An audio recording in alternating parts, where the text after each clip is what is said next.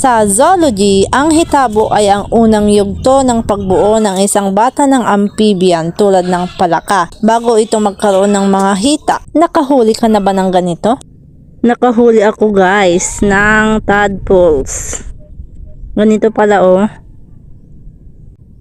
Nandito ako ngayon sa bukid. Tingnan nyo.